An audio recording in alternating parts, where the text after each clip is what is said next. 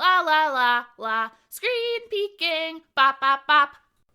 Hey, everybody, welcome to episode 48 of Screen Peeking, a monthly podcast where my cousin Ziggy and I get together to talk about video games and anything video game related. Today's episode is kind of going over the Game Awards from December. Just excited to talk about like who got predictions right and kind of talk about the show in general. We did a prediction show last time, and we're also going to talk about the last lead up to our favorite game of all time. I think we have from like 8 all the way up to 1, our number 1 favorite game, Your and top eight that's been like games. a whole yeah, basically our top 8 games of all time. Thank you. And that's been like a year in the making. So that's hmm kind of exciting. We've been working on this basically since January last year, I think. So yeah, that'll be a lot of fun. So to start the show, as we always do, let's talk about what we've been playing this last month. What have you been up to, Zig? How have you been doing? I've been What's doing going good. on? Yeah. So, yeah, I'm honestly, like you said, it's a year in the making. The rest of this list, I'm excited to finally go over like the top 5, the big boys, some of which may surprise Hmm. you. Um, but as for what I've been playing, I got really into Splitgate for like a week. I've been playing a ton of stuff over winter break because I haven't had school and work has been pretty minimal for me, so I've had just a lot of time Hmm. to like dig into like projects on the side and then B, just like start a bunch of games. Um, Nice. and so actually, I guess before I talk about Splitgate, I should probably talk about Portal, which I am playing through every Portal game. Basically, so Vertical Slice, other podcast, is starting back up in a couple months into our second season. And we're starting with Portal. And because I have so much time and because I love the franchise so much, I just was like, yeah, fuck it. I'm going to play the shit out of this series. So I started with Portal 2 because that was the one that I like had to play. And I was like, hey, I should probably play Portal 1 as well. So I did that. And then I played oh god, I'm forgetting the name. I played a bunch of mods. I played a bit of Portal Stories Mel. I played Portal Reloaded, which killed my brain. That one was hard. Um, Played like a bunch of community maps, and then I was like, hey, what other Portal stuff is there? And I, because I was like, all these maps I think is interesting how you can take the concept of the portal and put that in any other gimmick and it still works. I was like, well, Splitgate kind of did that. So I downloaded it expecting to play it for like a couple hours and get my head shoved into the ground and be like, hey, I'm not really having fun and leave. That's usually what happens when I jump into these like free to play competitive games that have been out for a while. But I Hmm. discovered I am a menace at that game. I don't know why. I don't know if just like a lot of the competitive people in that game have moved on to Halo or something like that. Because if you don't know, Splitgate is essentially just Halo, except you have a portal gun. Like its modes and weapons are Yeah. basically aped straight from Halo. They're not shy about it.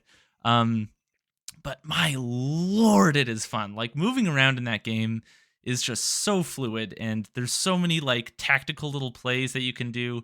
Something about it. Like I think I've played so much Portal in my time. Basically for as long as I've been like seriously into games, I've been playing Portal. So that thinking with portals is in my blood. So I had just some of the most fun plays, where someone's coming at you and like without even really thinking about it, like put a portal behind them and like in the wall next to me and sneak up behind them and then shoot them in the head, and it's just like it's Hmm. so fun.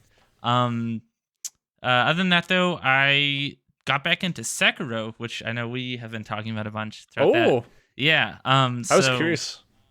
yeah, I forget. I didn't talk about Sekiro last episode. I don't think.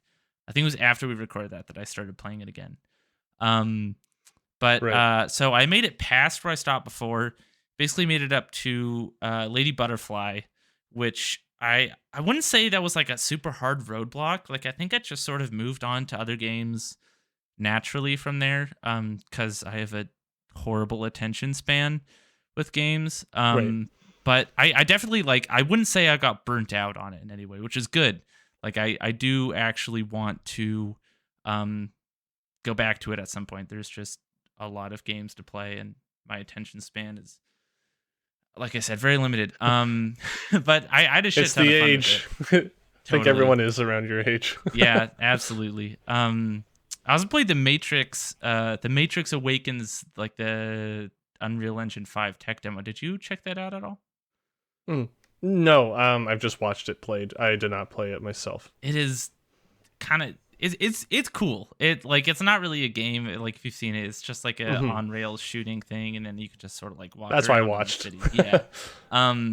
But it looks stunning. Like I would say the game looks on par with like the CG in The Matrix 2, which granted, as far as movie CG goes, that's a pretty low bar because that movie looks quite bad for movie CG. But the fact that I'm comparing this at all with movie CG says a lot. Like the character models look amazing. Flying through the city, like a lot of the shots, if you're just like kind of like high up in drone view at a still, like you could convince me that was a Hmm. photo of New York or whatever. Yeah. Um, but yeah, impressed by that. I started playing through The Last of Us with Tesla, um, which was really fun. Oh, no way. So we have played through the first game at this point, which the whole like last couple thirds of that game we played like in one day, and then jumped into Oh, the wow. second game. Um, and I know they've been loving it. And for me, I've actually been enjoying it a lot more than I expected going back to replay it. I think just because playing it that first time, I really liked it. It was our game of the year last year. Um, but I think just all the controversy and like discourse around that game kind of just made me like it less. Like in how I perceive it in my mind. Mm. So like when I think The Last of Us, I don't think about like the incredible story and how fun the stealth is and that sort of thing. I just kind of think about like dickheads being pissed online and other people being pissed at those Mm. people and just the shitstorm that was. And that is Right. just kind of exhausting. But playing it again now that we're totally removed from all that discourse, God, this game's fucking good. And so it's so nice to have just like a fresh, clean look at it again. So I can just properly appreciate it for what it is because there's so much there. I've been listening to the soundtrack for that a ton because it's a really good one. Um, and then picked up Mario Party Superstars to play with some friends like a couple weeks ago. Don't have much to say on that other than it's a lot better than Super Mario Party. Like it's a lot better. It's a legitimately good Mario Party. Um, and I think the best feature that it adds is there's like these stickers that you can basically just like emotes that you can throw up with like on the joystick, and it just lets you spam them as much as possible. Um, so the entire game, it was just like me and my friends were constantly spamming these at each other to the point where it got like really fucking Oh, yeah, I've annoying. seen those. And then we'd Yeah, stop, yeah, but yeah. like and they have little like sound effects with them. I don't know, man. Oh, It's just yeah. yeah, exactly. Yeah, I had Donkey Kong, and I don't know. He had some funny ones, but um, Sorry, what did Donkey Kong sound like? I- Seth Rogen. You don't have to do it. Good answer. Good Um, answer. yeah, no, that whole game. I always find myself doing like Mario character impressions when I play Mario Party. I feel like everyone does that. You know, where Toad does something Hmm. and they go like just to meet his energy. And Sorry, whoever's listening. ever since the cast has been revealed for the Mario movie, those impressions have never been the same. Like that whole time when my Donkey Kong impressions were just Seth Rogen impressions, um, which I will save you the pleasure of hearing. Um, and then last, I just recently started playing Sable. Um, Sable is a really, really, really, really good video game. I was talking to you about this before the show, but like I think this game is legitimately shaking up my game of the year list. Because at this point, like it's the end of the year. Mm. We have 3 days left in the year. You know, what the games that I'm gonna play I've mostly already played, so I did not expect this to happen. But it is just a really, really beautiful video game. Like if you haven't looked at it before, just go watch a trailer or something because the art style is gorgeous. Um, Yeah, but that's your background, isn't it? yeah, my background today is from Sable. And if you enjoy the exploration parts of Breath of the Wild, like in terms of just, setting a marker on the map and just kind of Yeah. like walking there and then finding a ton of cool shit on the way, like you will love this game because it's basically just that distilled into the entire game. Like there's no combat.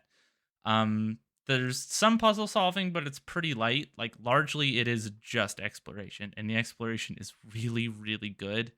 Um, and the story on top of that, I think, is wonderful because it's essentially just you are this person from some clan in this desert planet. You're not really sure if it's Earth or another planet or whatever. It doesn't really explain much of the Hmm. backstory, but basically you're going through your like ceremony of coming of age, essentially, where you just sort of leave your clan and then do your thing for a while until you eventually decide what you want to be, which for me as a 19-year-old is very relevant to my life right now because that's what Mm. I'm doing. And so a lot of it's like meeting new people and helping them out, and then you earn like badges from them, and then at the end of the game you can cash in those badges and choose a mask, and then that mask is what your character wears for the rest of their life, and that's like their profession and their being and their clan and stuff like that. And so Right. it's definitely like kind of a metaphorical thing, but I've just found myself like so falling in love with the way it presents its world. um I don't know, it's really beautiful. The soundtrack is, god, is phenomenal. I've been listening to that a lot too. um but Interesting. it I would say it's like it hits the emotional notes of something like Death Stranding, where you're just like walking somewhere and the music hits just right and you're like find yourself tearing up. You're like, why the fuck am I tearing up? I'm literally just walking. Mm. Um and mixed with like the really stellar exploration in something like Breath of the Wild, you'll turn a corner and suddenly there's this crazy like temple with all these cool puzzles inside of it and stuff like that. Um but Yeah. yeah, Sable is a huge recommendation for me, with the caveat that expect some pretty serious technical issues.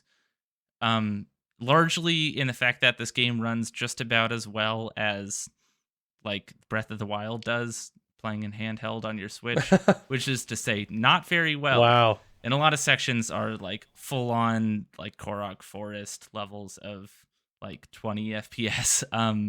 Which I don't really care about that personally. I'm able to look past it pretty easy, but if you do, you might struggle. And there's also some jank there, one of which I actually really like, where you have this sort of speeder bike, hover bike sort of thing, and you can call it towards you, and if it's within distance, it'll kind of make its way over to you.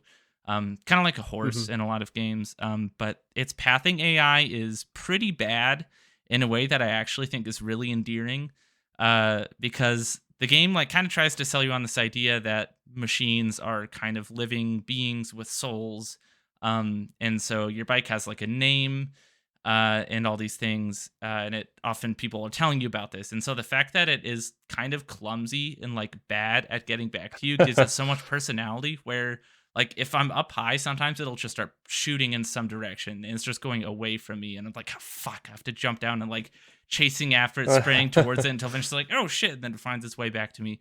And moments like that are Hmm. in another game would probably be really frustrating, but in this game I find just endearing and kind of fun. Um, but yeah, very high recommendation. I think that's my favorite game of all the ones that I listed here. But yeah, that That's is awesome. finally the last of all the games that I've been playing. I've been talking a while, so why don't you? Well, it's been like a month, so Yeah, that makes sense. Yeah, like I'm gonna download and play Sable before we do our game of the year. That way, I can at least get some perspective, and Mm, I don't have anything like pressing that I'm really dying to be playing right now. mm. So Yeah, it's it's kind of worth the mentioning. perfect time for me Sable to try is a bunch of on. stuff. It's worth mentioning. Sable is on Game Pass for PC and console. So Hmm. no excuse. So for me, I have no surprises here. Been playing a lot of Dark Souls still. What? um, I know, right? Finished up my Dark Souls 3 randomized playthrough. That went really well. Had a few really tough spots, but yeah, ended up all right. And started the Sekiro randomized playthrough with randomized items and bosses and stuff. And that one was an interesting one because some of the parameters I set, I did not realize what I had done.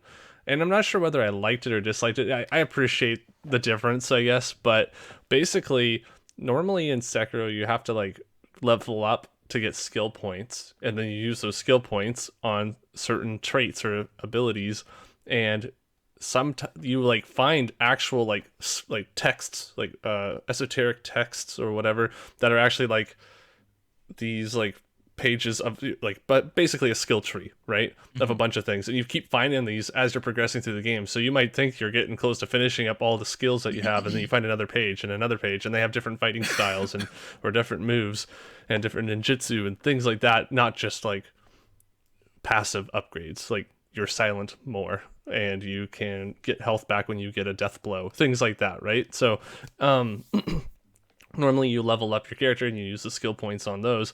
In this randomized playthrough, they were all items, like the skills themselves are items, so you don't really level up. It made it so that it was like really hard to level up, but you could, and it doesn't really do anything. Like you get a skill point, but there's nothing to spend it on because you find the skills in the environment or from an enemy drop or something like that. So that was interesting, and it could have been really tough because that McCurry counter where you like I was stop gonna say. a stab. I luckily found that right at the beginning, but that could have been a big pain in the butt, right? And I mean, that would make so I some got really bosses, far. like, essentially impossible, right? Yeah, so I'm not sure if I was doing it wrong or if I didn't have the thing, but basically there's like I don't even know if you've gotten to this point, but there's a lightning reversal move where you're supposed to be able to, like, as long as you're not touching the ground and you're in the air and you get hit by lightning, you can like you can shoot it back at people. But if you're electrocuted and you land on the ground, then you get shocked and really hurt. There's a way to get this move, but you get it in the middle of a fight right before needing to use it, and it's really cool. The situation that happens, but because that fight doesn't happen, I'm not sure if I actually got it at that time still, or because I don't remember. But I remember fighting the guy that I was supposed to get, like where I'm supposed to use this thing, and it was way before the part where you're supposed to get that move, so I don't think I had it, and it just made, basically it was where the horse fight is, the guy on the horse. That boss ended up being a like it was a 2 or 3 health bar boss that was supposed to be way further in the game. That had this like lightning attack that I could not deflect, and it was super wide, or at least projectile, and I just was like having the toughest time. Anyways, little things like that were super fun. Where that flaming bull is that you were fighting, I had to fight this one like creature that just attacks you a whole bunch, and all you have to do is parry it perfectly over and over and over again, which on its own is not that bad. But there are also 2 regular enemies, where the bull is, that come running at you too. So I'm supposed to stand my ground, and I'm supposed to go like deflect, deflect, deflect, deflect, deflect, pause, deflect, deflect, deflect, deflect, and like do that like pattern over and over. But you're doing that while these guys are like running at you, swinging their swords. You're like, oh my god, leave me alone. So it was like, it took me a long time to beat that area. Terrible. But yeah, it's a lot of fun. I got to basically where I am essentially 2 bosses away from beating the game. And I think I screwed myself over. I think I messed up something. I was really stuck at it, but I think it was doable. Just a real pain in the ass part of the game. And I can't tell you what it is without spoiling that boss fight, so I'll tell you in the future. But basically it just was really, really tough for me. And then after that boss, all I have left is the final boss, whatever replaces that one. I already beat the actual final boss, so I know this boss can't be that hard, actually, whatever it would be. But I think when I was trying to get my my brother-in-law to play the game on the weekend, I was trying to turn off the randomizer, and so I think I accidentally unloaded the seed that I had for the file, and I haven't turned it on to check, but I think I screwed it up, so I might not be able to finish that playthrough now. I guess that's yeah. Kind of like not super unexpected though with these randomized runs. I feel like that's always a risk. Yeah, it was like I really wanted him to try it out, see what it was like, and it was kind of maybe worth it. He wasn't really into it, and I don't know. I was just I wish I didn't mess that up because I was really into it. I really worked hard to get to that part of the game, and I was so close to finishing it, and now I'm worried that it's screwed. So we'll see. We'll find out. Yeah. I also played a lot of golf with your friends, which I've been enjoying so much. Playing that with Taylor, playing that with the whole family over Christmas, and that was one that, like, the controls are so easy. Right stick to aim, left stick for power, A to shoot. And it doesn't require the like timing skill that other golf games give you, where you can just very directly set where you want it to go and how powerful you want it. Yeah. Yeah, no, it's fun just seeing like the random physics or playing around with different party modes. Like, do you want to play with cones or like cylinders and like an acorn shaped ball? And how large do you want it to be? Do you want like low gravity or like all that stuff, right? Do you want your balls to hit each other basically? And Mhm. yeah, anyways, it's just really funny. I really enjoyed that game a lot. I think we'll be playing that for quite a while, like off and on. So that's been just a blast. Golf with Your Friends is And awesome. We were talking about this for the show, but like I yeah. should have put that game in my top 50 games. It's not in there, but it like with you mentioning, I was like, fuck. I that was a miss for me. I should have put that in there. I adore Golf with Your Friends. It's so much fun. Yeah, I had no idea it was that good. Taylor loves mini golf, and I just wanted to like try to have her play some mini golf when we couldn't go out because it was too cold, or it's not Mhm. the season for it, right? So it ended up being great. I also dabbled in some Firewatch. Fuck yeah. Enjoyed what I've played. Only played about half an hour and then kind of dropped off of it because I also played, and I didn't write that down, but it doesn't really matter at this point. Hollow Knight. I've been really playing a Oh, lot of nice. Hollow Knight again. I got really close, and I don't know why. I think I got distracted and started playing something else, but I never beat the game. I got like I don't know how close, but I know I got close to beating that game for whatever reason. I know I was really close to finishing it, and so I decided to start it up again on Xbox because I did it on PC on Steam, and so it's fun getting the achievements and like Mhm. exploring the whole world. And that game is just so good. It's just like that game is fantastic. I just keep getting sucked in. Like, oh, I just gotta explore one more little area. It's like so good for exploring, and it's so good for like progression. And those fights go from like, oh, that was a good challenge, but it's kind of easy to like, holy shit, that was a really tough boss, to, oh my god, I will never beat this in my life. Kinda. And it's still like a story progression boss, and you're like, why can't this be like a side challenge or something like that? Like, this is ridiculous. Um, yeah, so been playing a lot of Hollow Knight as well. And then just recently, this is the last thing, I found out about this mod for Dark Souls 3 called Cinders, and it is awesome. It is fantastic. I don't know how long it's been out. I think I heard about it before, but I never looked into it. But essentially, what it does, or some of the things that it has in it, is it kind of brings in a whole bunch of, like, if not every weapon and item from like Dark Souls 1 and 2 Oh shit. into 3. But it also like adds a whole bunch of other armor and other like models from other games. Like they have the hunter's armor like from like Bloodborne. They Oh have some of the shit. Bloodborne weapons. So I'm using like this like saw club thing that like extends into this long chain when you swing it, and it like does this nice wide range, which makes honestly a lot of the Dark Souls 3 enemies easier to fight. and, and it has like strength scaling, so I'm like leveling up strength to use it. And it has transmog, so it doesn't matter what gear you want to equip, like you can change it to look like whatever you want. They have all kinds of like outfit sets, like for any set in the game, no matter what, like whether you've gotten it or not. They have like summoning builds where you can actually summon enemies from the game, kind of like Pokemon, and fight with those That's guys sick. and fight on your own. Like it's so in depth. They like made it so magic regenerates on its own. It's not through flasks that you replenish, and like they've done a ton of like tweaking. They've made all the armor sets have like specific buffs that they give you. So if you wear the whole set, it'll be a nice big buff on, say, strength or physical damage in general, or it could be like lightning damage or something more unique like resistance to something, carry weight increase, how fast your stamina regenerates, how fast your magic regenerates, things like that, right? Mhm. So it's like really, really cool and fun experimenting with different builds, different armors, and just running around. They've also retweaked where the weapons and items are, like different creatures and enemies are in different spots. Not all of them, but like enough to really throw you off and kind of change how the game is. But it's still the same progression. And then they've added some shortcuts and ways to go to areas normally you would go to later, but just so if you want to try jumping around a little more than having too much of a linear path, then you have that option. They've even added like little teleporters at certain spots where normally it's a statue that just sits there. Now you can go up and press A on it, and then you teleport to another spot that normally is way later in the game. So it's kind of like a neat thing like that. And then lastly, some of the bosses have like unique different moves. So if you thought you knew how to beat this boss, now he has a new move. So for example, the Oh tutorial cool. boss at the beginning, which I think you've done, you fought that guy, right, with the big glaive. And have you played Dark Souls 3? I have not. What? I thought you did. Oh, okay. No, I played Bloodborne and Sekiro. Those are the only FromSoft games I've played. Okay. Well, anyways, the tutorial boss at the beginning, he just has like a big, long weapon, and he just swings it around. And essentially, he has a second phase, a different, like when you get halfway through his health, he transforms into this other boss, basically.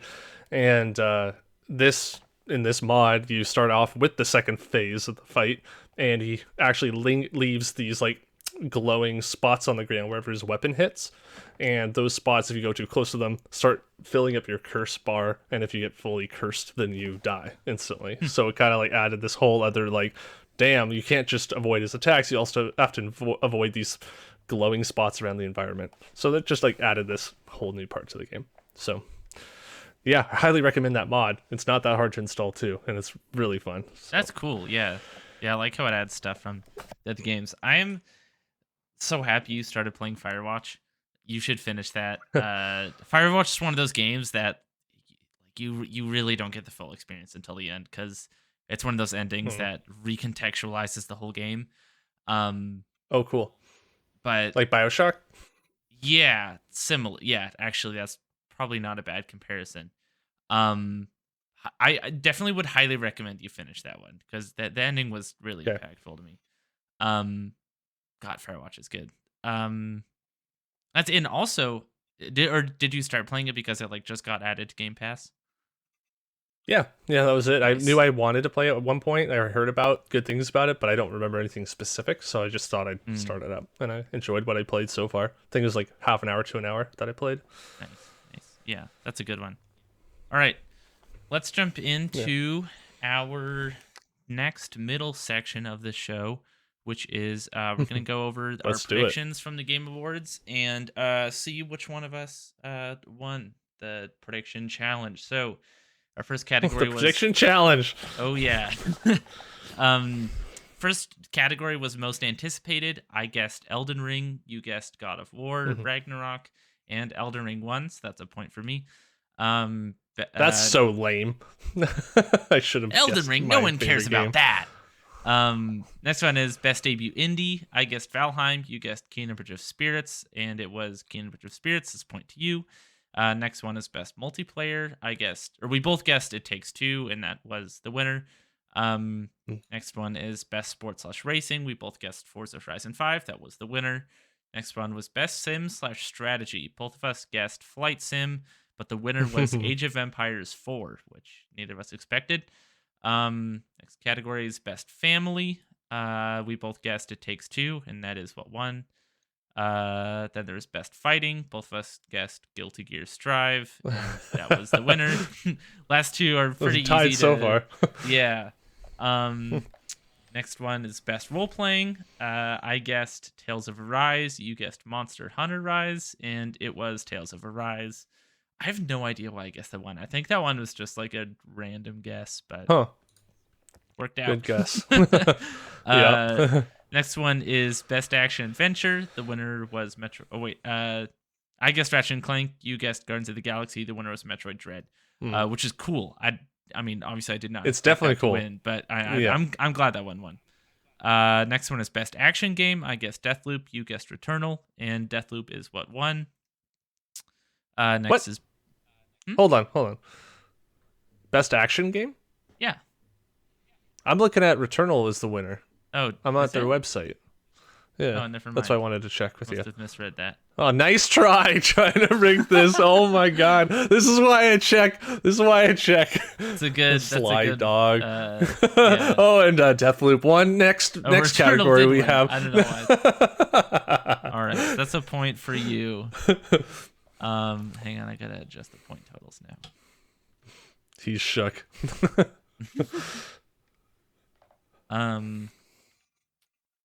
Okay, keep fact checking me.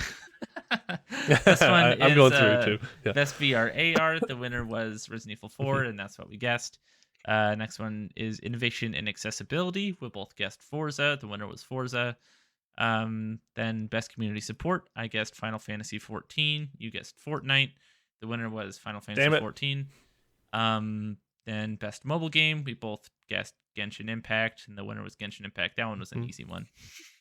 Then best indie, both of us guessed Death's Door, and the winner was Kena Bridge of Spirits.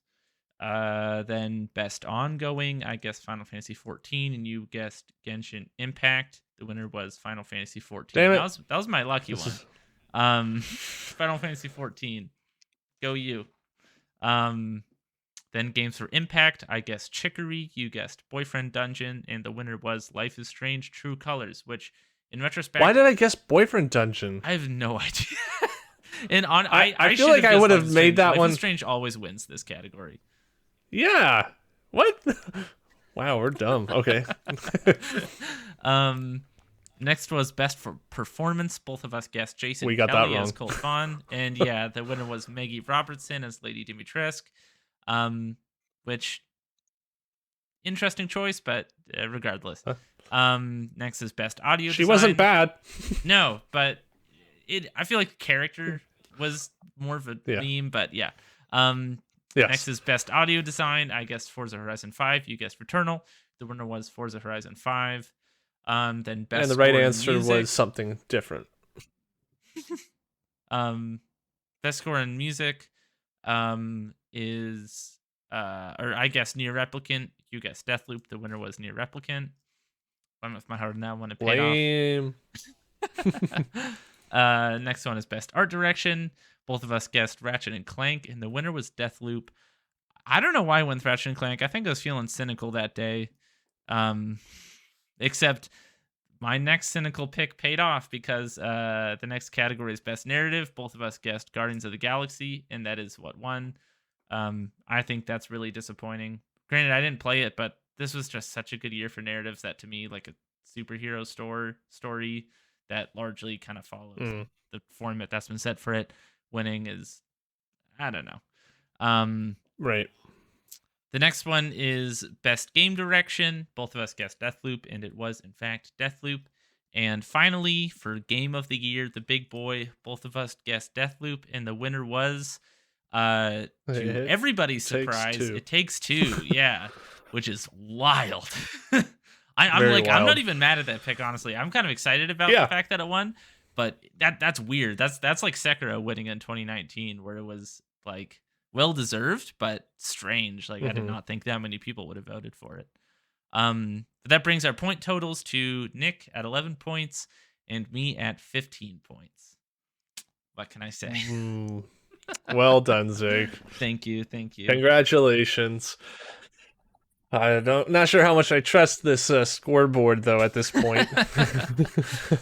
Just completely but fudged very those good. numbers. Nick with wow, you only got one right. Weird.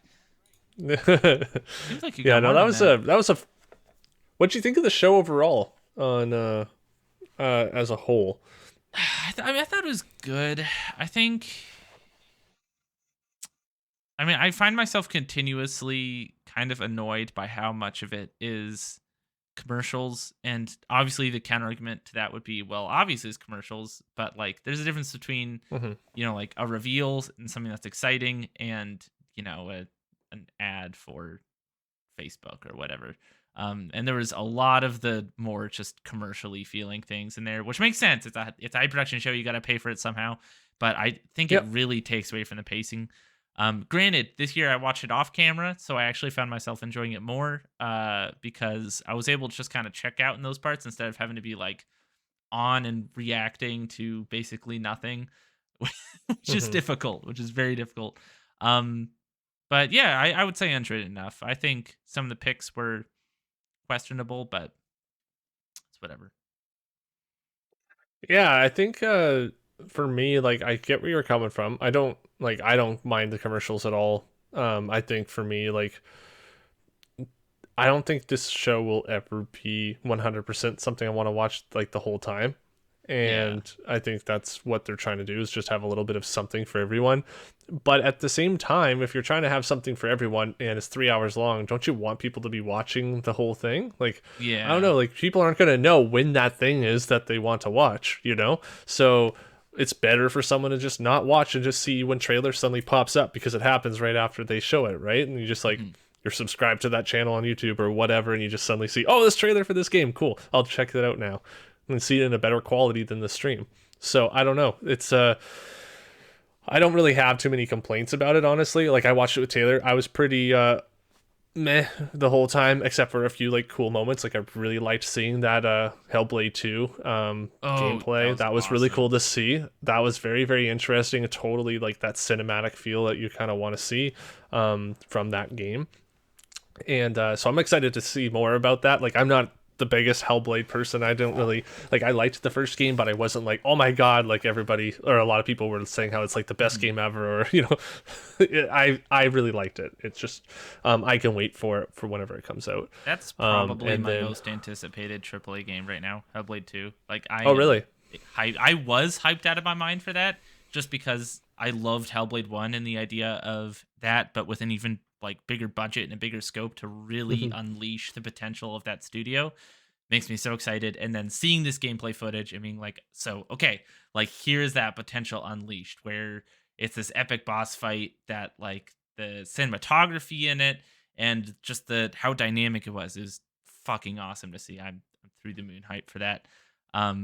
But yeah, anyways, continue.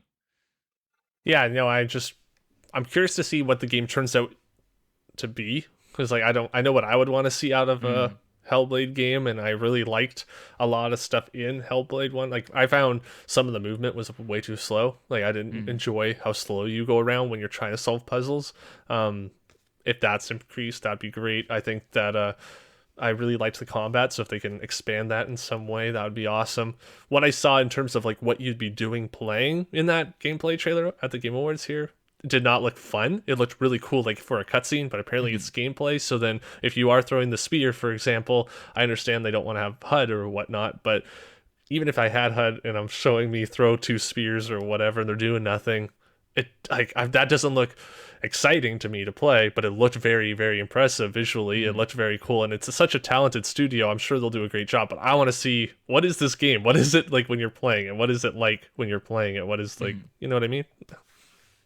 Yeah, I guess for me with Hellblade 1, most of the appeal for me with it was its storytelling.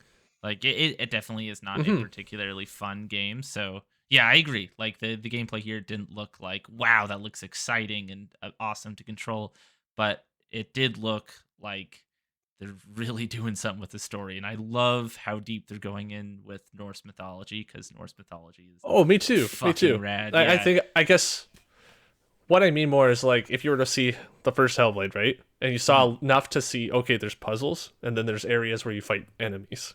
Or mhm, things like that. I wanted to kind of get more of that from this one, where it's like, okay, mhm. so what is the structure of the game? That's all I'm saying. I'm That not makes saying I was sense. disappointed at all. I'm excited to find out more. That'll get me actually like, oh my god, I can't wait for this game once I actually know what I'm doing. Makes sense. Another big Um, reveal I thought was cool is Alan Wake 2, honestly. Alan Wake hmm, 1 we played for the show, and I don't think either of us were like super hot on it, but most of no, that wasn't like a lot of that for me was the fact that it's quite dated, like it feels super PS3 in a lot of the wrong ways. And also for me, I kind of wish it was more of a survival horror game because it felt very much like a survival horror light experience, which I think was to its detriment. And so the fact that with this, they're saying, no, this is a survival horror game, we're really leaning into that. That's super exciting to me. And also just the fact that it's yes. Alan Wake, which I really like the idea of, and having that in a more modern gaming space with more commitment to what it's trying to do, that really excites me. Yeah, I agree. I'm excited to see what they do with it. I want to see more. Yeah, I agree with everything else you said.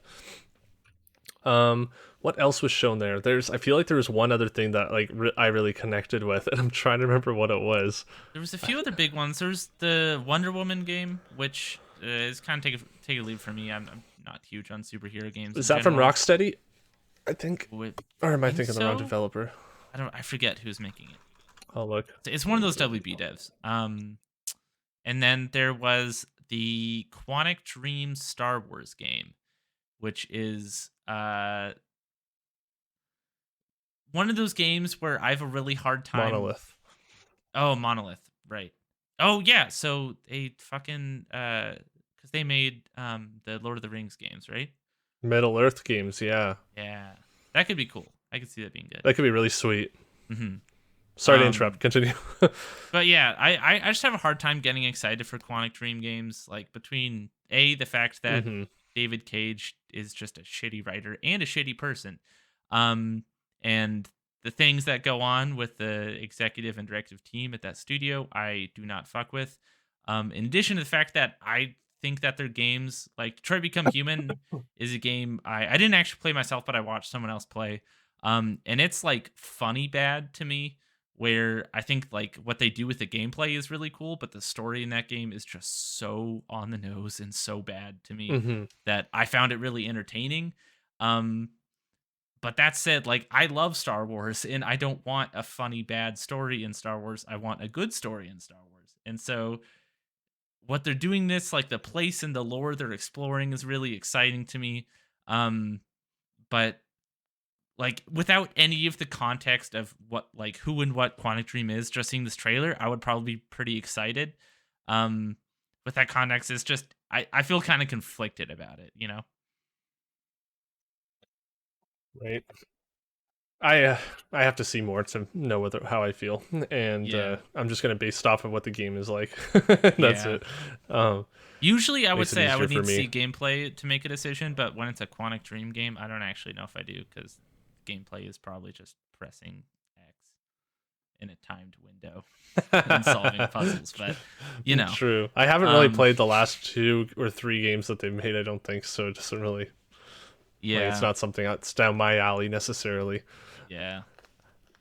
But Um, those are the big ones that I can remember. I know there was others that looked really good. I'm struggling to yeah, I remember. just looked up a couple of things. So another one that I really liked was the Forspoken game trailer that Oh we yeah. saw.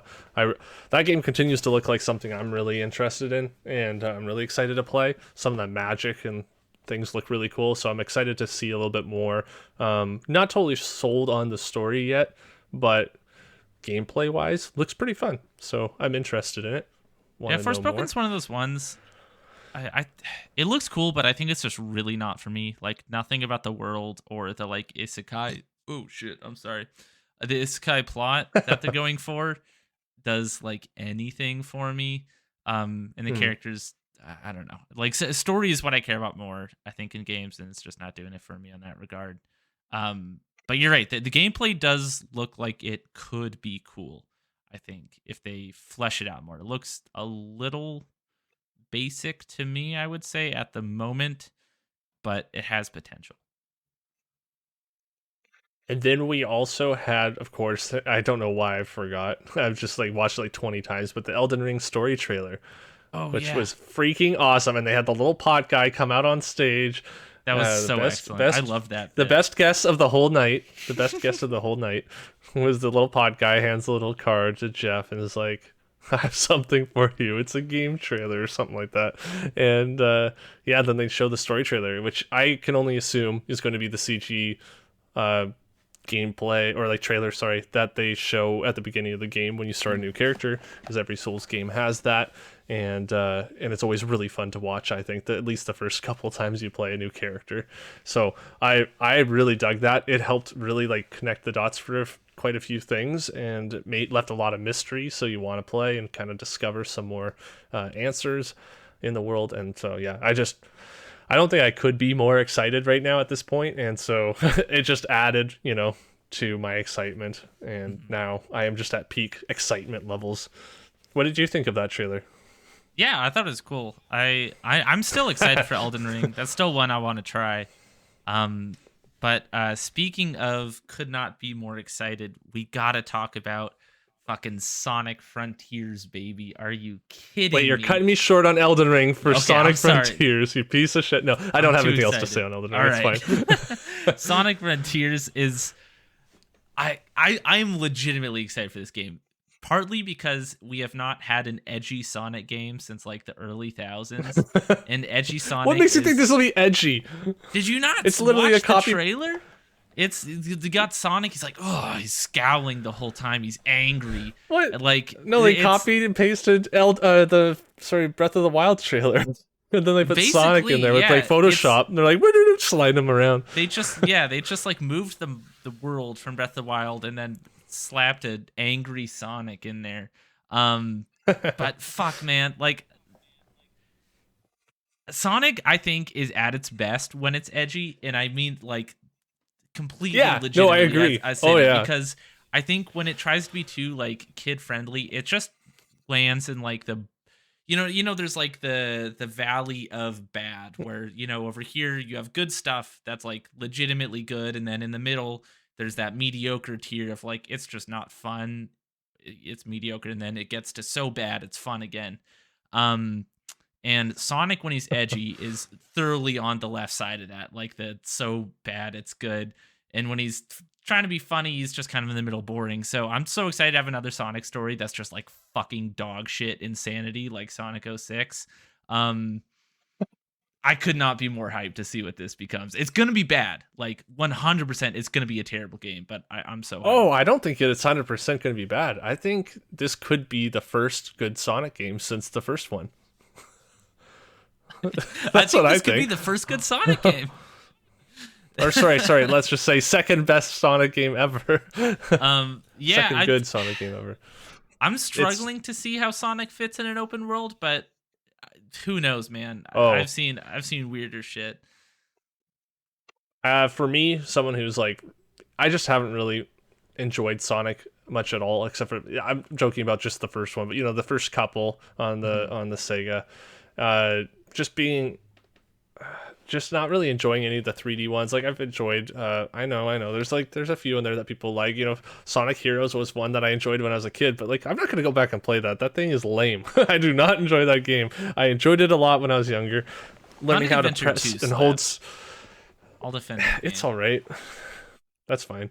Um yeah, like just I don't know, something about like Sonic just hasn't been fun since it's like that thing I remember when I was little being like, yeah, cool. It's a new game I got to play and that was neat for me as a kid, but I don't want to play it now. So, an open world Sonic game because when I think of a new Sonic game right now, I think of I'm just going to run in a straight freaking line going really fast on a straight line, and if I don't move left enough, I'm not going to hit that boost, and I'm not going to get around my loop-de-loop. Like, that's all I think of, and Mhm. I'm like, that's so dumb and so boring to me. Like, I need more variety, I need something to do, and so if I had an open world where I'm just like, yeah, use the speed of the hard drives to load shit really fast, like get whatever you need Mhm. to do to let me go flying through the environments here, make me run up walls, let me find like upgrades so I can traverse the environment in like cool ways, and I don't know, don't let me just like follow the rings and stay on one path. And I think that could be really fun. Like imagine you're like able to go areas and then there's like a big water area and you can't go in the water because you'll drown, like the classic Sonic. And but then you find these like upgrades to your shoes where you can run so fast you can run on water now, and then you're like exploring a new area. That would be sweet. And like I'm just talking about That would exploration, be of course. fun. I don't know how you could make combat fun, but I think they could do it. I think this could be a really fun game. I don't have much hope for it because I don't like a lot of Sonic games. But as someone who doesn't like Sonic games, I'm still holding out hope for this one. I hope they go the route of like at the beginning of the game, Sonic and friends they lose and Eggman has like taken over the world and you're like liberating cities from Eggman's control in this open world. That would be fun. I think that would be cool. But regardless, Mhm. we should probably stop talking about Sonic. Uh, Another game I thought looked fucking dope was Slitterhead, which is Oh a yeah. game from I forget who's making it. Someone I like a lot. Um, I know Akira. I forget his last name, but the guy who made Silent Hill soundtrack is working on the soundtrack for this, which is excellent. I fucking love that guy's music. It's a real banger of a song in this trailer. This looks like one that I think is not going to hit with most people, but I think I'm gonna like it a lot. Um, some cool Yeah, ass I think you're character totally right. That design. trailer, everything just had so much character to it. I felt like I just Yeah, was like, I wanted to see it. I wanted to see more. Not sure how I'll feel about the game, but man, I was just so interested, and I loved the look of everything. yeah, yeah. We So should yeah, talk it about our is favorite made games, by though. the Keiichi Toyama who made Okay. Hill. Um, yeah, we should get into our favorite games. I think those are the big ones I want to talk about. There's one more game I want to touch on briefly, but I can't remember what it was. Cuphead DLC looks cool. Yeah, that was a great Uh, move. Like whole situation that they That did was there. awesome. Apparently, the game I'm thinking of is not in this article that I'm reading, which is disappointing. I remember it was in the pre-show. It Weird. was a cool looking indie game. There's like a little guy who was Hmm. sci-fi.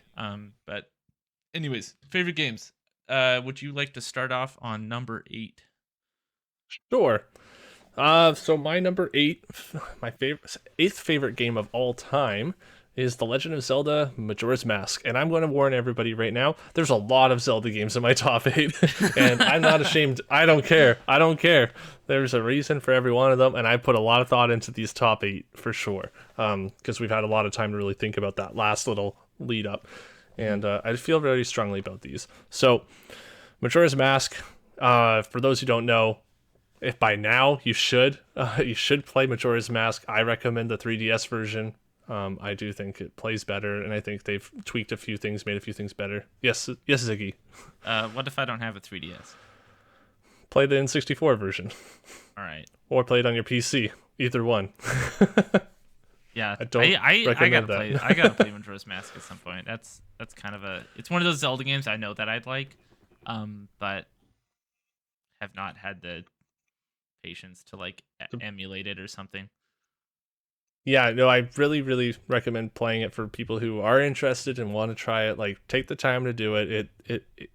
Or get it on the N64, whatever. It still is fantastic, even on the N64. I think it has such character, and the environment, the music, everything just makes you feel sad when you're supposed to feel sad, and like just a feeling of dread of this moon crashing down. It really drives that home. You talk to NPCs, they have a whole cycle of what they do throughout the 3 days, like day and night, and like where they go back in their house and all that stuff. And for that time, like that was just crazy. And I still think they do it better than a lot of games do these days. And talking to people, hearing about how, like, day one they're like, oh man, we have this festival happening and we're like excited, but have you seen that moon? Like, it looks like it's getting closer. I don't like, that's weird. And then by the time you're on day three, some people are just like, yeah, my family, like, or my friend left, they ran for the hills basically. We're about to get run into by the moon here. And but I just can't, I can't like live with myself just leaving my home, leaving my life behind. So I'm going to stay here no matter what. Or someone wanting to stay with their loved ones and stuff like that. And you're just like, oh wow, this is heavy. A game like that, it's a game about loss for sure. You possess a lot of dead people basically through masks, or you impersonate a lot of dead people, I mean, which is really odd for a little kid to be doing. Yeah. But yeah, it's a really interesting, really cool game, and it has some freaky stuff that definitely scared me as a kid. But yeah, it's definitely worth playing, and I think it's awesome. I miss that era of Nintendo, man. The like, I don't know, when you just got weird, kind of dark and like sad stuff like that from them that you just Hmm. really don't see anymore. Like between Majora's Mask and like the Mother series and stuff like that, it's kind of a lost thing from them, which is unfortunate. Yeah. Oh, sorry, one more thing on it. Dungeons. The dungeons are great, like really well done, Mhm. and it's not a super long game. I think there is only 4 dungeons, if I'm not mistaken, but it is like everything has time, flow, um, and when you, what was I gonna say here? It's Oh, when you finish the game, if you ever do Zig, if you ever play through and you beat it, there's also this really fantastic creepypasta called Ben Drowned, and it just like it's really good if you play through the game. So it's not really going to make much sense if you haven't, but it's awesome. Yeah, awesome. All right, my number 8 is very relevant to right now what I'm doing on the vertical slice because it is Portal. And I am bundling Portal 1 and Portal 2 together because I think they Mhm. are very intrinsically linked. Portal 1, it was an experiment, and Portal 2, I think, is finishing that experiment. Um, and I think Valve designs puzzles better than anybody else in the industry. Like they have such a fucking knack for creating gimmicks, even in their games that aren't puzzle games. Like Half-Life 2 has awesome puzzles despite being an action game. Um, but I mean, I don't know. Portal's so good. I kind of want to get into too much, and I will tell you to listen to a very deep dive on the series as a whole on the Vertical Slice sometime soon at the start of season 2. But Portals, I think, it's one of those, like, people say must play a lot with games, but Portal I think is a legitimately, like, if you are into video games, you really should play at least Portal 1 once at some point in your life, because Hmm. it's one of those games where it's the foundation for so many things we take for granted now in games, and is also just a stellar piece of, like, really concise puzzle design and amazing storytelling. Like, especially in Portal 1, I think of that build up from, ooh, this is kind of creepy and eerie, and you have this AI talking to you, and slowly you realize, like, oh, this AI is off their fucking wall, like, Rocker. she's on some shit. Yeah. Um and then going into the, escape sequence and killing her and all that stuff. Actually, when I played Portal 1 this recent time, because I played through that in like one sitting, it's an easy one sitting game. Um Mhm. there's this glitch at the end for me that made the ending really creepy, where when as GLaDOS is dying, and her voice like sort of pitch shifts down, so it's like super slow and super deep. um Mhm. it pitch shifted all the way down, but she just kept saying voice lines at that deep voice, like, Oh continuously man. through the credits and everything. So it was like, the final, not Still Alive, what's the one in the first game? Fuck, I forget the song, but It's been over so over long the since I played. yeah, it's an iconic song. I should know the game of it, but over that song, there's just GLaDOS saying like some really menacing shit in a really menacing voice that you can like barely understand just over the whole thing, and it was creepy. Like, it was legitimately like really unsettling, especially when like she's gonna come back for vengeance in the second game. But GLaDOS, I think, is like one of the all-time great video game characters, and how she's built up and all that. I agree. But yeah, that's about all I have to say on that. If we want to jump to number 7. Yeah, my number 7 will be very quick. It's Sekiro Shadows Die Twice. I adore that game a lot. I've streamed the whole thing, or almost the whole thing, twice now. And yeah, so if you want to see me playing it, you can check out the Twitch channel. Nice. Zig, what's your number 7? All right, my number 7 is a Zelda game, and it is Breath of the Wild. Yay! I'm sure Woo! you're gonna talk about this one too at some point. I don't know where it is on your list, but if you want, we can just kind of Yes. go more in depth then and move past Yeah. it now. Or we can talk about it now a bunch, and I can just skip mine later. Let's talk about it later. Okay. All right, what's your number 6? Well, my number 6 is Breath of... No, just kidding. It's Zelda, though. A Link to the Past for the Super Nintendo.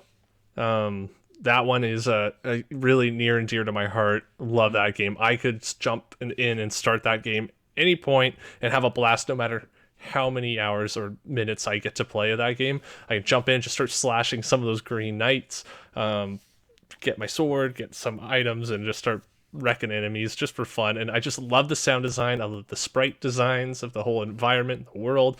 The music is like some of the best music in Zelda, and that's saying something. And of course, it's subjective. That's my opinion, but I do High really feel praise. that way about a couple things. So like the Dark World specifically is very good. um it's not girl, it's good. And yeah, I love the items, I love the dungeon design, I love the progression. I thought it was so cool as a kid. Colors matter for whatever reason, and just going from your green tunic to blue and then red, or red and then blue, or whatever, to like upgrade your armor, it just felt like the coolest thing at that time. And just upgrading your sword to gold for damage, and getting silver arrows to take on Ganon, things like that just like have such a special place in my heart. So I love that Yeah, game. it's a good pick. All right, my number 6 is Ultra Kill, which I've talked about a lot in this show. I think it is the most fun I've had with a, like, I think it's the best first person shooter made in terms of just raw gameplay. Like, it mixes everything I fucking love. It has a style meter that's immediate points.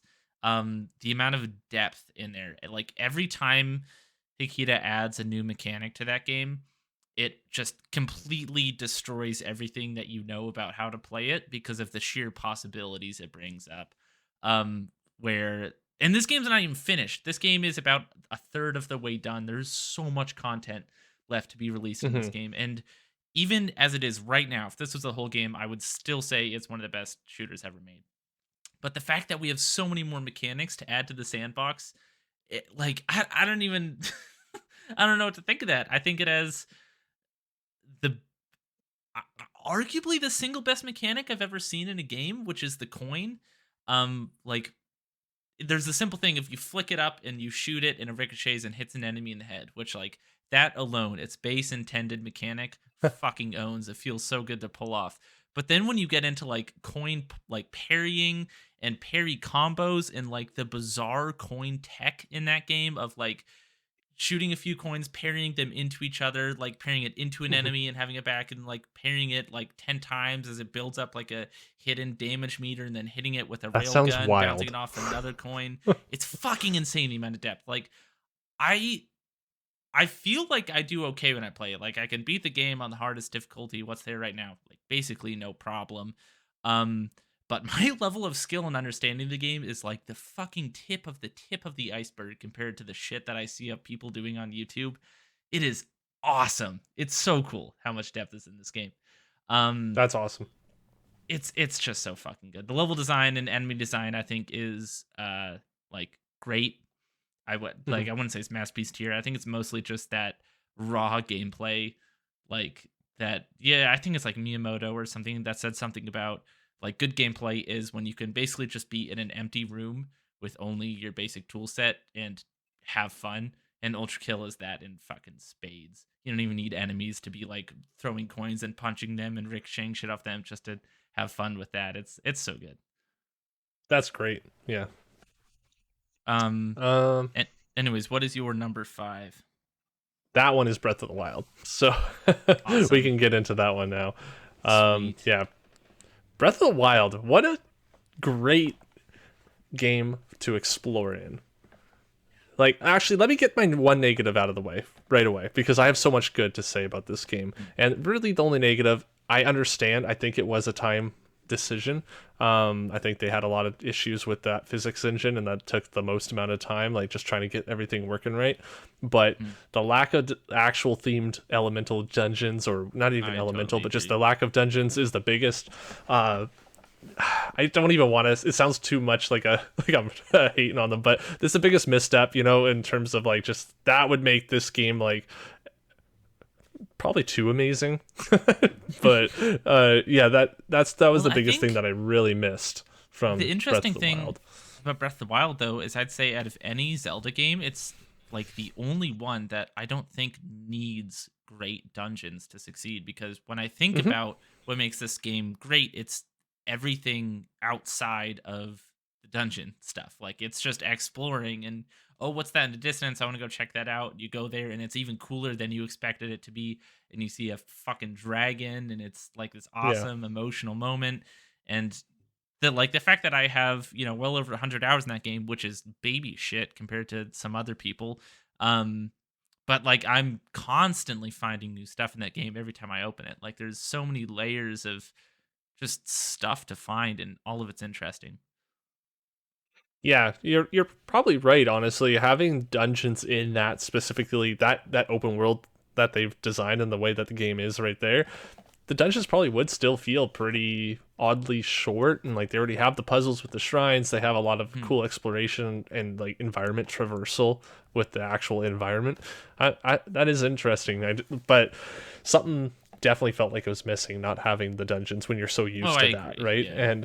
And I so that's my only like negative thing. Really, I stand on the side of, I understand mechanically why. I think it's best that they have the weapons break. What do you think of why what do you think of weapons breaking Oh, I in the game? actively like it. I'm not even on the fence about it. I think the Yeah, weapon breakability. I think it forces you to do what the game wants you to do, which is constantly be on the fly with what you're doing. Where if a weapon's about to break, you better have something backed up, and if you don't, then you got to be using your surroundings. And the fact that you can't just find a good weapon and then use that for the rest of the playthrough is what encourages you into doing all the cool physics interactions, like throwing a boulder down a cliff or lighting stuff on fire and messing with explosives and that sort of thing.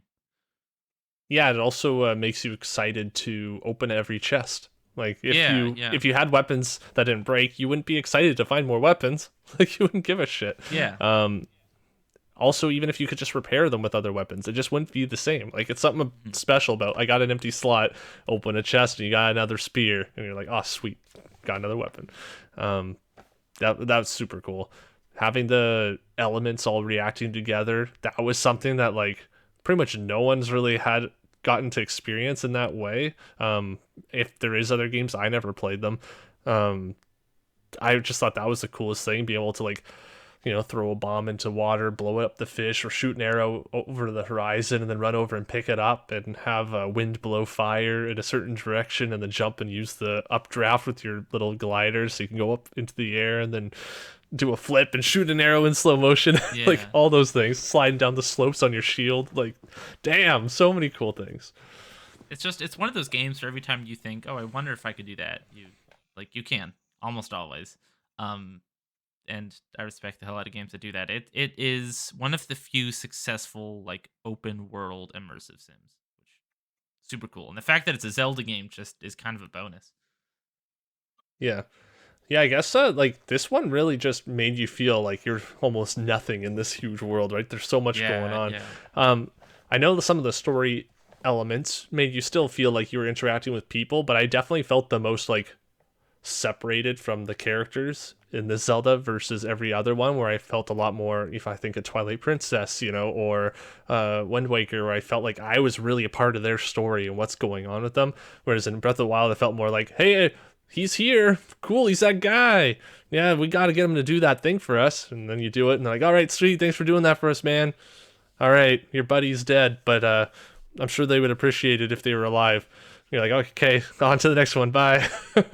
And that's kind of how it goes. And I don't know, in the other ones, it felt like, even in Wind Waker, for example, with Tetra, who is in charge of the pirates, and you're like helping her with all these different things. She's helping you find your sister, and you're like doing stuff for her. And then, like, the twist later on, spoiler alert for those who care, and then she turns out she's Zelda, and you're like, holy shit, this lady who's in charge of the pirates is Zelda. And you're like, then you're like, feel like you're on this journey with her and her finding herself and who she is. And then you're like finding yourself as a hero, and you're like not just saving your sister, but now you're saving the land as well. And like all that stuff is like so cool and like intertwined. Whereas, I don't know, in Breath of the Wild, it felt, and just because of the way the game's designed, it's fine, but it definitely was a totally different feeling in that way. Yeah. Yeah. Anyways, I think that's about all I have to say on Breath of the Wild. And actually, So that's why you I'll wanted to wait for reveal me it. to talk about it. So, Breath of the Wild may or may not be appearing on a later episode in Vertical Slice, where we will go again very deep on it. I was trying to decide whether That'll be a or not long I should episode. announce it hasn't been officially revealed yet, but yeah, that's going to be a doozy. You heard it here first, folks. So, do you want me to go into my number 5? Yeah. All right. So my 5 is pretty recent. It is Amori, which is a game that came out almost exactly a year ago, and is I think one of the most immediately, like, pretty quickly into playing. I was like, oh shit, like, this is one of those games. This is going to be one of those all timers. And at the end of it, I felt that way even stronger. Like, it is just such a strong game from what it does from a gameplay perspective, but especially its story. As you know, the RPG Maker game that it is, that's definitely the focus of it. But it's a hard one for me to talk about because so much of it is spoilers, and it's new enough that I really, really don't want to spoil anything.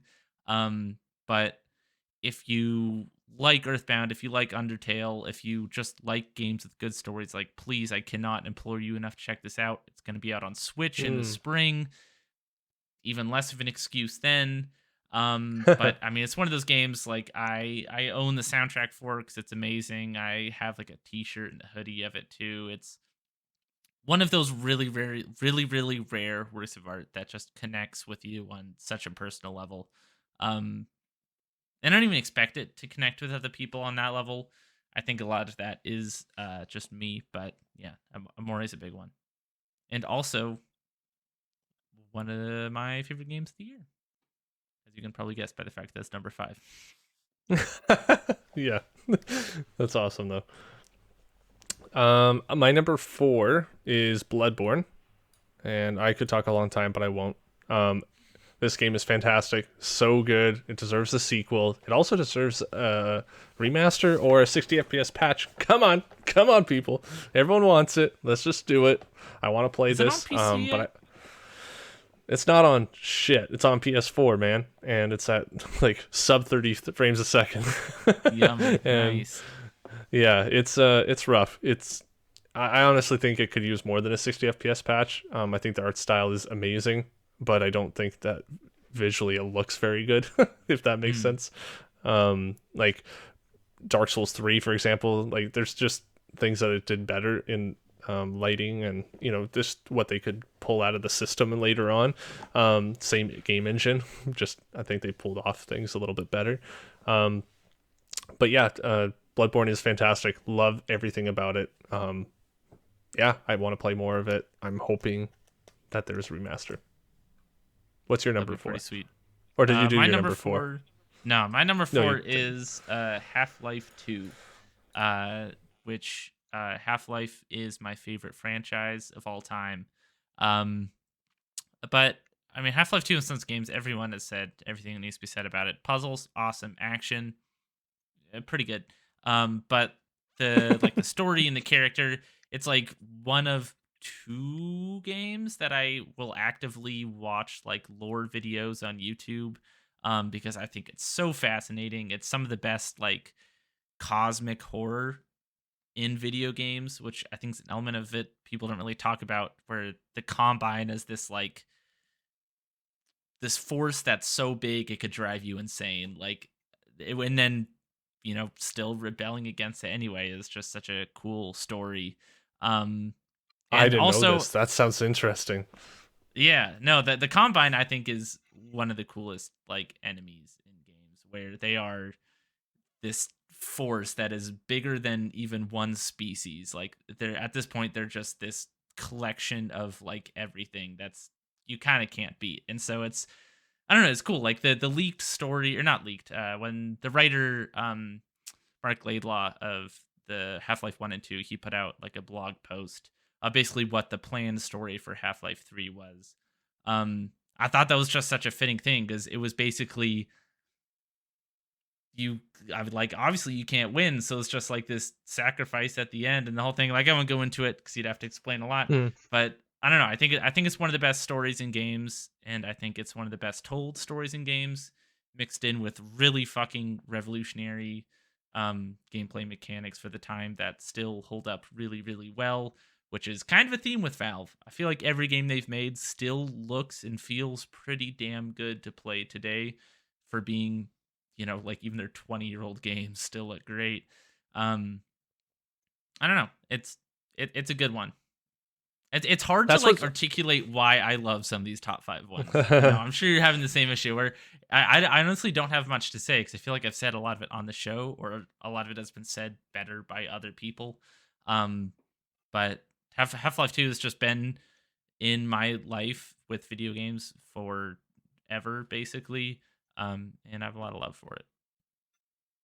Yeah, that's awesome. I tried giving it a shot once, and I did find it kind of, I guess, disagreeing a little bit with what you were saying, but like I felt like it just felt too old for me to want to play Mm, it at the time.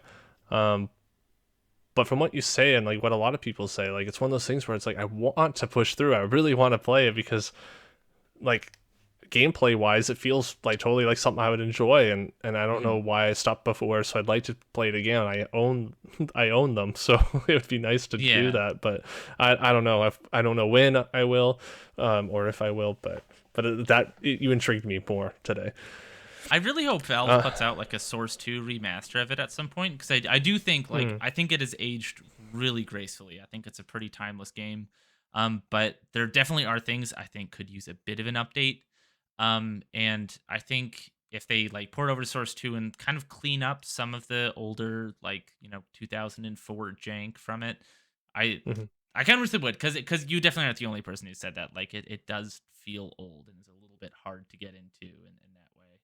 Um, but yeah. Anyways, what's your number 3? My number 3 is Dark Souls 3. And that Nice. one is my favorite of all the Dark Souls games, personally. A lot of people would disagree, and that's okay. Um, I understand why, for a lot of the reasons that I've heard. But Dark Souls 3 came out when I was the first. It was the first time I was really like I had moved out from like right after I graduated, but I kind of like lived in say my aunt and uncle's basement or my grandparents' basement, or even if it was minimal interaction, I wasn't fully alone.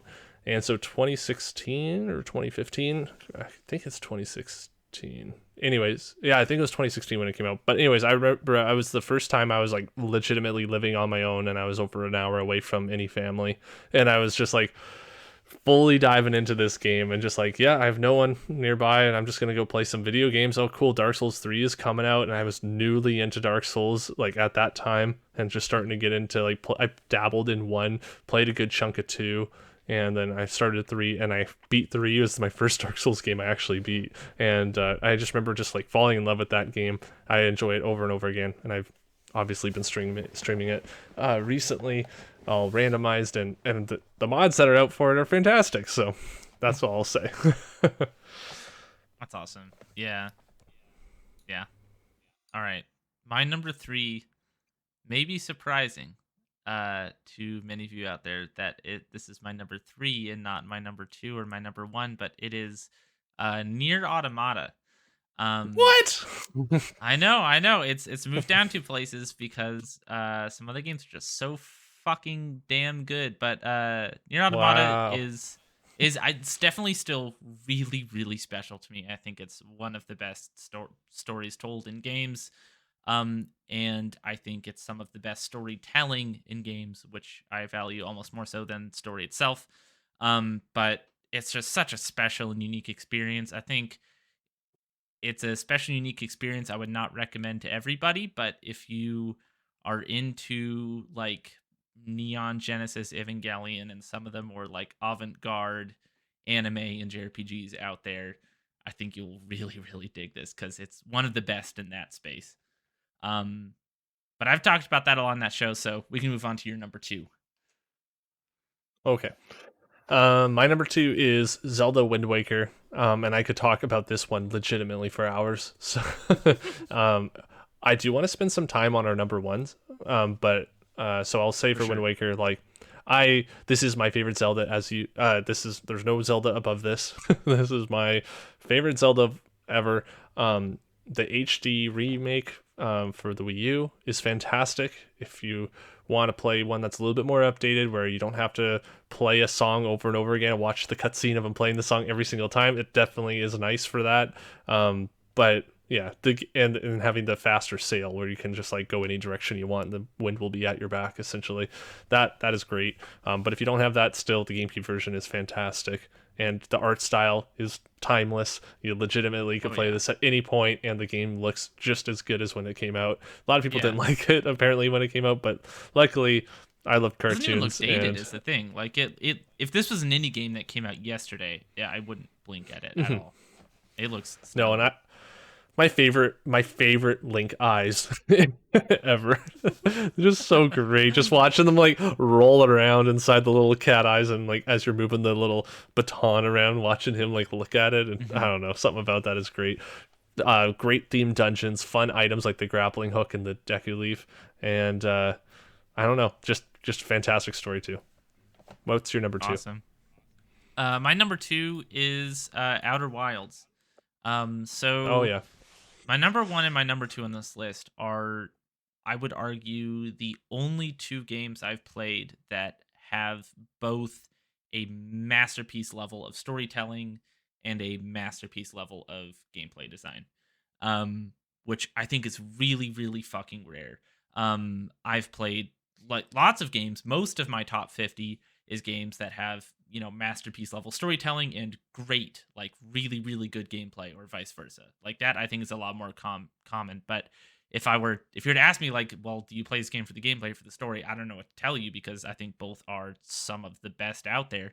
And Outer Wilds is so that, where it has some of the best puzzle design I've seen. It has this awesome interconnected open world with all the planets and the way they interact with each other in the systems, kind of like what we were talking in Breath of the Wild, like the way that you can just kind of do anything and how it invisibly guides you from place to place. Like it is some of the most complex and impressive game design I've seen ever.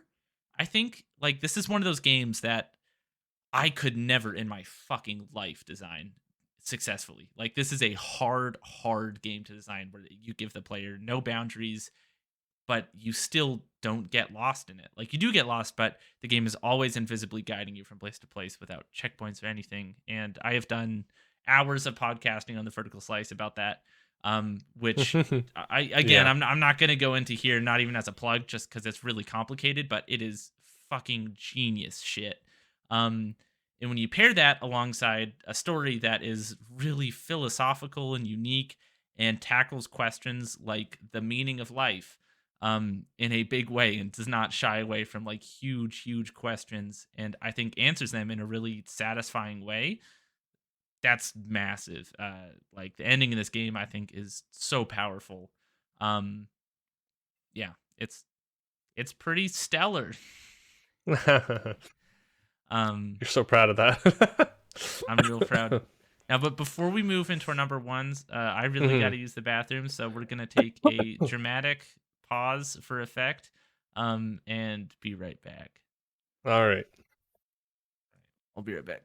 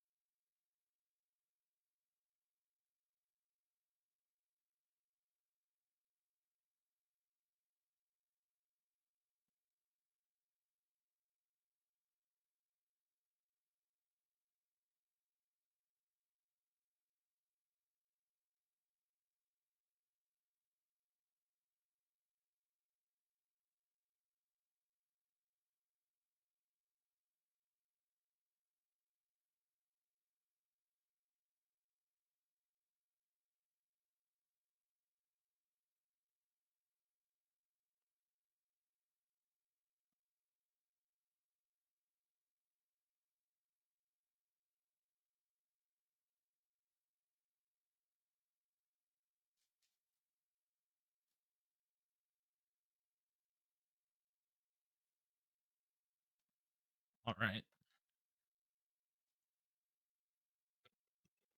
all And right, we're back. we're back. All right, ready to move into number one, the Oh big yeah. boy. All This right, what is one it? is fun. Uh BioShock. The first BioShock What? is my favorite game of all time. And this over this last year is where it became more real to me because I thought it was Zelda Wind Waker. I honestly did. Um, Mhm. but over this last year, I cannot count on my fingers the amount of times I've tried to get people to play BioShock. I've talked about BioShock. I've talked about I've talked about it on the podcast here. I've talked about just like how I love Rapture as a character, just the city itself, it feels like living and breathing, even though it is post like destruction and Mhm. falling apart. It is a game that like really introduced me to mature storytelling in a game. Like for the first time when I was just kind of sheltered and like only shown Mario and Zelda essentially, right? And that was definitely significant in my life. And playing a That was game Hotline again, Miami for me. right?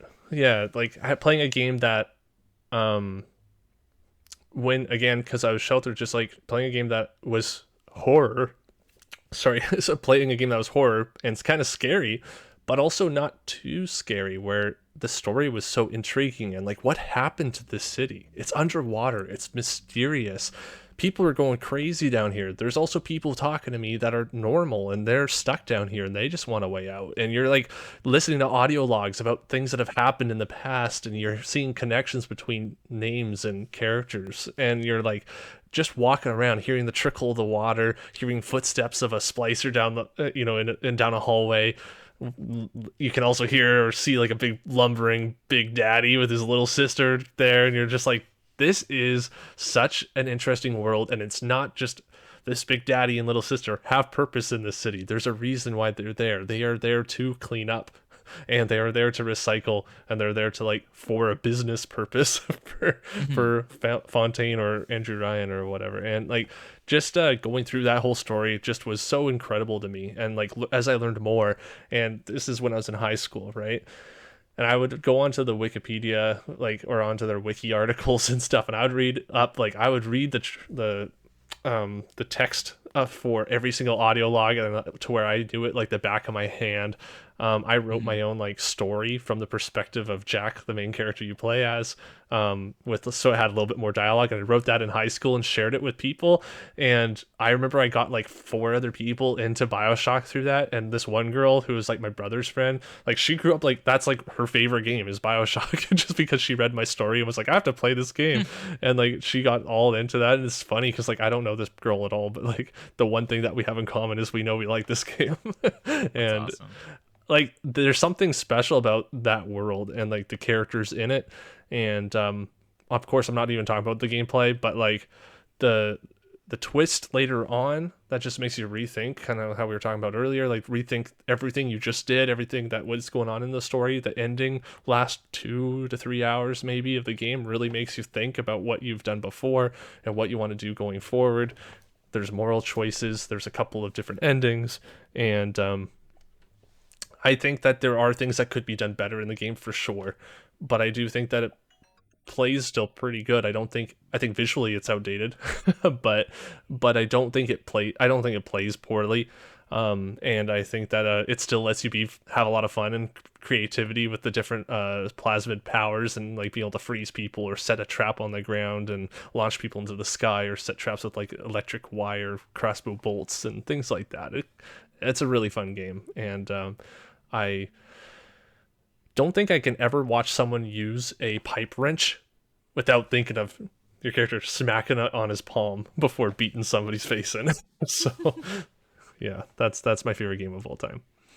That's awesome. Yeah, yeah. But I definitely my number one. I think is a similar thing of one of those games I played that like opened up a new world of possibilities of what could be, and still has remained one of the staples of what I think of when I think amazing storytelling mixed perfectly with amazing gameplay. And by the way, I actually think BioShock is another one of what I was talking about of like masterpiece level gameplay mixed with masterpiece level story.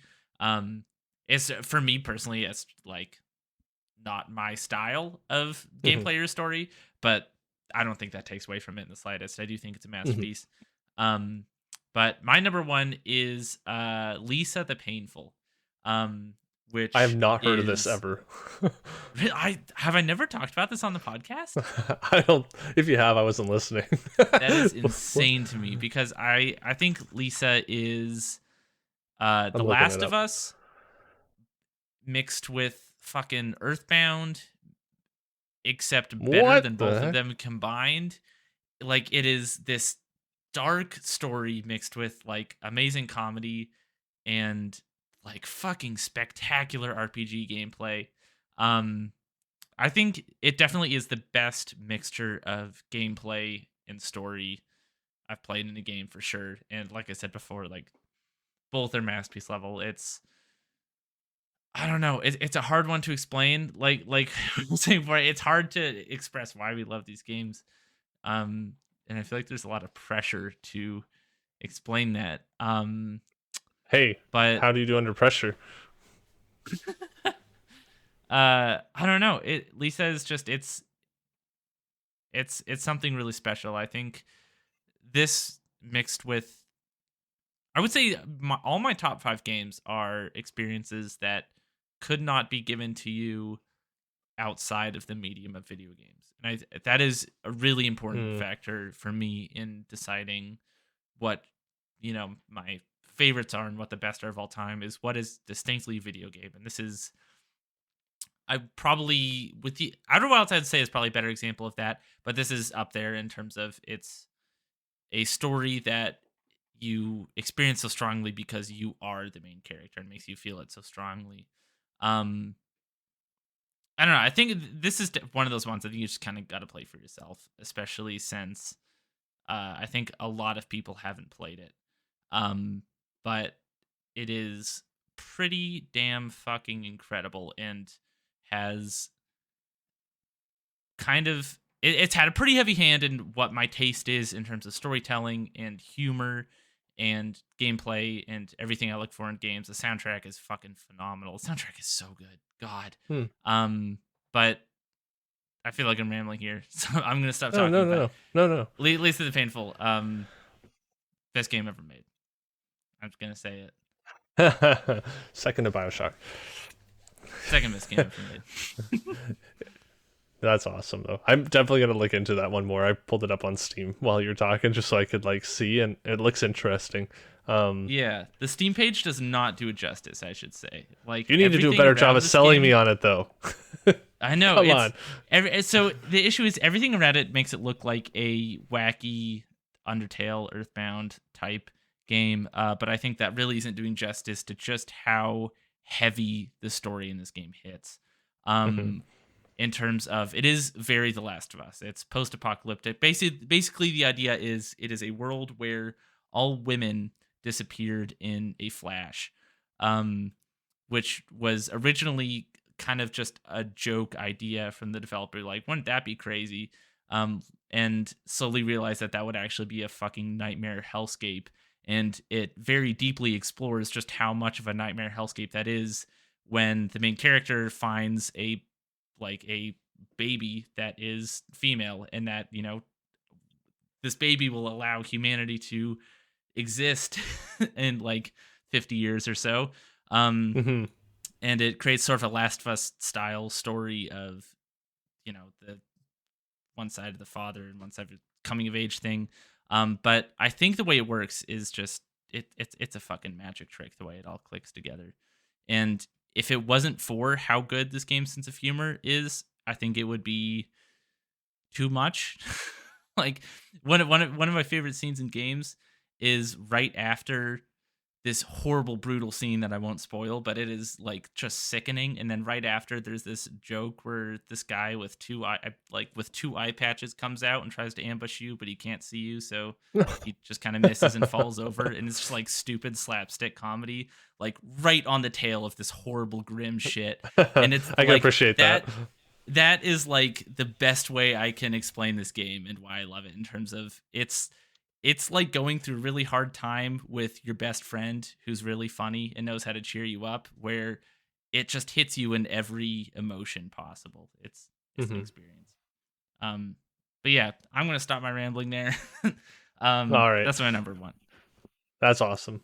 So there you have it, everybody. That you have our top 50 favorite games of all time from the whole last year. We did it. We've actually completed this list. I'm very proud of us. Yay, go us. That was a lot of fun. So for those who are curious about our next episode in January, that's when we're going to go over our game of the year. We're going to have a few other categories. Zig and I have a little bit more to discuss on that. And then, but yeah, basically next month, we're going to be talking about our game of the year, getting that all finished up. And our game club game for January is going to be Mind Scanners.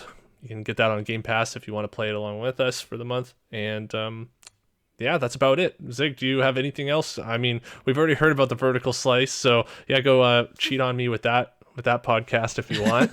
And yeah, thanks for joining me today again, Ziggy, and we'll see everybody in the next episode. See ya. Bye.